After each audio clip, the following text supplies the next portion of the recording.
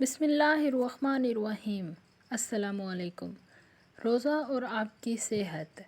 روزہ اللہ تعالیٰ کی جانب سے عطا کردہ ایک ایسی نعمت ہے جو لوگوں کو بہت سے بیماریوں سے بچانے کے ساتھ ساتھ ان کی بہترین صحت کا حاصل کرنے کا ذریعہ بھی ہے۔ موسم گرما کے روزوں میں ایسی سحری کرنا ضروری ہوتا ہے جس سے آپ کا نظام ہاضمہ ٹھنڈا رہے اور آپ کو روزے میں بالکل بھی پیاس کا احساس نہ ہو۔ پیاس نہ لگنے سے آپ کا سارا دن بہت اچھا اور خوشگوار گزرتا ہے۔ چونکہ رمضان گرمیوں کے موسم میں آیا ہے، اس لیے ایسے کھانوں کا استعمال ضروری ہے کہ جس سے آپ کا جسم ہائیڈریٹڈ رہے۔ آج ہم آپ کو چند ایسی ڈشز کے بارے میں بتائیں گے جن کا استعمال گرمیوں کے روزوں کے لیے بہت فائدہ مند ہے۔ نمبر 1، دہی۔ دہی سحری کے لیے ایک بہترین آپشن ہے۔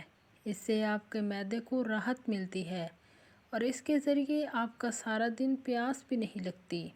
اب یہ آپ پر منحصر ہے کہ آپ اس دہی کو کس طرح کھانا پسند کرتے ہیں، چینی ڈال کر پراٹھے سے یا دودھ میں ملا کر لسی کے طور پر۔ لیکن سحری کے وقت دہی کی اہمیت اور فوائد سے انکار نہیں کیا جا سکتا۔ کھجور کا شیک۔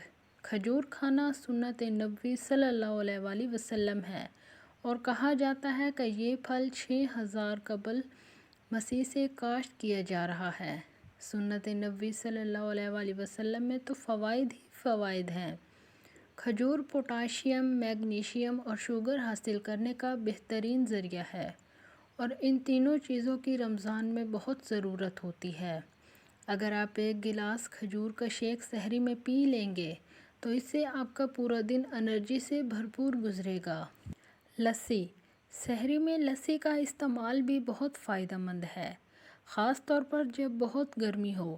اس میں لسی ایک بہترین ڈرنک ثابت ہو سکتی ہے۔ کیلے اور دہی کا شیک۔ کیلوں میں پوٹاشیم اور میگنیشیم وافر مقدار میں موجود ہوتا ہے۔ روز سحری میں کیلے اور دہی کے شیک کا ایک گلاس آپ کو دن بھر ایکٹیو رکھتا ہے۔ سبز الائچی کا قہوہ۔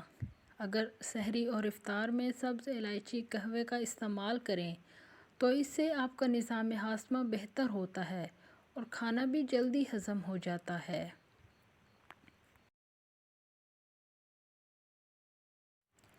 یاد رہے کہ حضور اکرم صلی اللہ علیہ وآلہ وسلم کا ارشاد پاک ہے کہ سحری تناول کرنا ہمارے اور اہل کتاب کے روزے کے درمیان فرق ہے، اس لیے سحری کرنا بے حد ضروری ہے۔